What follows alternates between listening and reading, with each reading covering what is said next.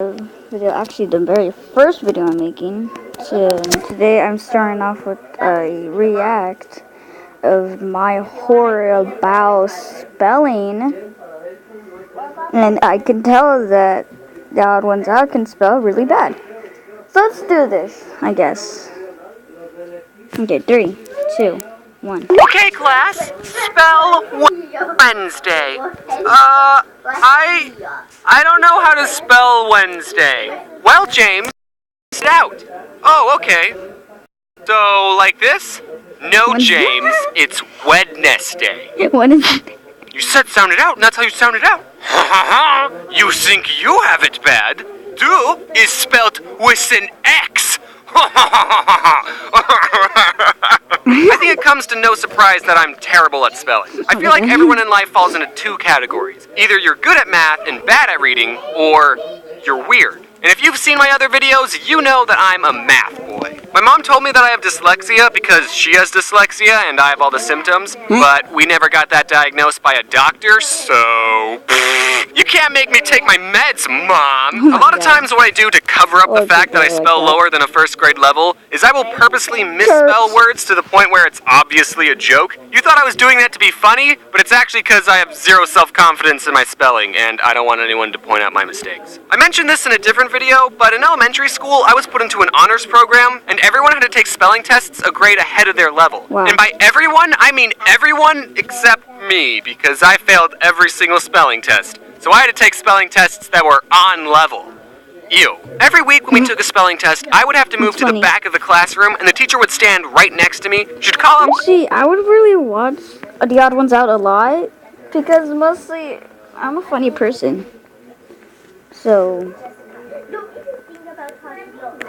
yeah, just keep watching. Everyone else's word, which had like 8 syllables, like anti-disestablishmentarianism, and then she'd turn to me and give me my on-level word. James, your word is cat.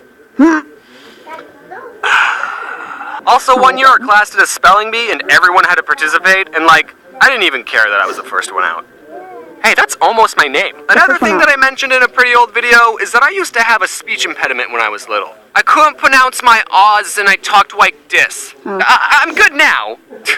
Obviously. So every other day during school, I had to go to a speech therapy class, and one day the teacher who taught me how to pronounce my O's, I'll call her Mrs. Kool-Aid, gave me this sheet of paper with a bunch of raindrops on it, and she said, for every raindrop on this page, say the word raindrop. But then she just left the room, and I said, well, I'm not gonna do this. I didn't say raindrop a single time, because, like, no one was even there. No one would have seen me not saying raindrop. So why would I do something that I didn't want to do? But then, the funny part is, when she came back, she asked, are you finished saying your raindrops? No. Well, how many did you say? I didn't say any. You stupid child. I told her the truth for some reason. I don't know why. It was probably the easiest lie in my life to get away with. But oh my god. The teacher's so mean. Okay.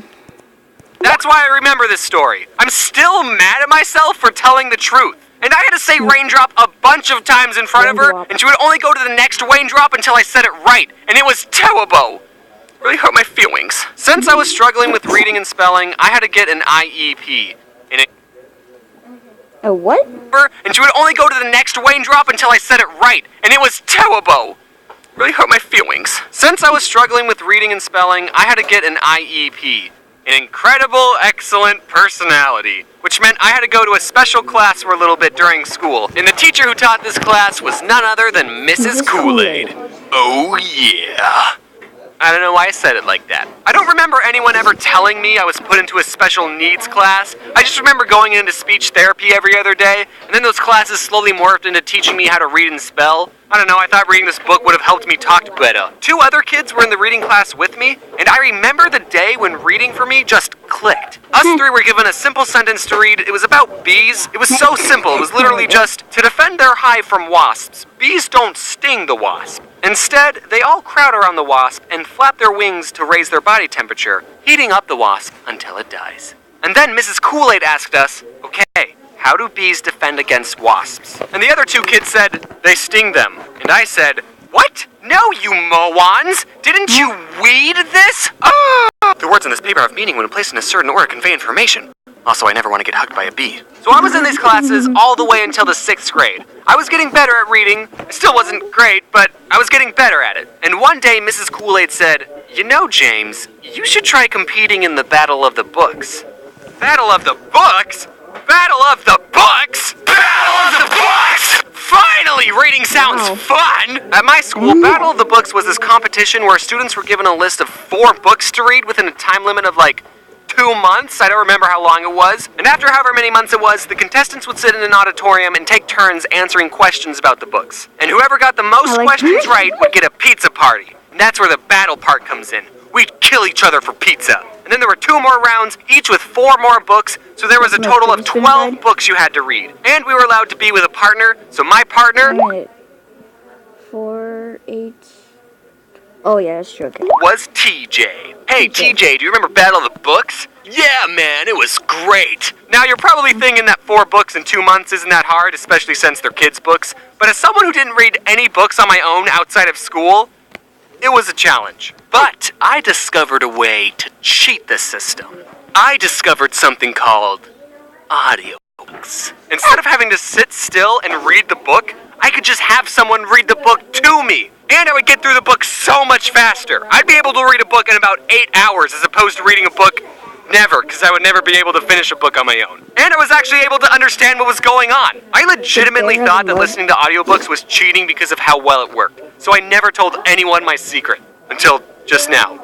Please tell anyone. Also, I didn't just turn on an audiobook and start playing video games. No, I sat in my bed next to the CD player and followed along with the book, and sometimes I even took notes. I've wanted to talk about my love for audiobooks for so long, but I can't, because then people will think I'm getting paid by a certain company, but I'm not, and I'll prove it. Instead of wasting your money on quality audiobooks made by professionals, you guys should all check out LibriVox.org, where you can listen to free public domain audiobooks, which means there's only old-timey classical books on it, like Aesop's Fables, which in my opinion is all you need. Anyway, TJ and I did the Battle of the Books, and for one of the rounds, TJ was sick, so I had to answer the questions all by myself, and I never forgave him for that. And also, the whole time I was keeping track of everyone's points, and me and TJ got the most questions right. My math skills are finally being useful. I was already craving the pizza. After the last round, the teacher said, "Okay, I'll tally up all the points and let you all know who the winner is in a couple of weeks." But since I was keeping track of everyone's score, I already knew we won. I turned to TJ and I said, "TJ, guess what? We already..." Oh, this is the round that you were sick on. How did I not notice that until just now? But then, a couple of weeks go by, and I'm not hearing any news about a pizza party. I was expecting to walk into class one day, and there would just be a pile of pizza boxes waiting for me. But that never happened. The teacher in charge of the competition was the librarian, so one day I went up to her and I asked, "So, did you ever say who won the Battle of the Books? Also, my favorite pizza is barbecue chicken." And she said, "Oh, these 2 5th graders won." So the Battle of the Books was for both 5th and 6th graders. I was a 6th grader, so I went to all the 6th grader battles, but apparently there was some low-life 5th grader who got every single question right and stole my pizza party! And that taught me a valuable lesson. Even when you work hard, you don't always get what you want in life. But that's okay, because one day, you'll be an adult and you can buy all the pizza you want without having to read first. Hello there. Any of you done? Whoa, that was an amazing video. I guess.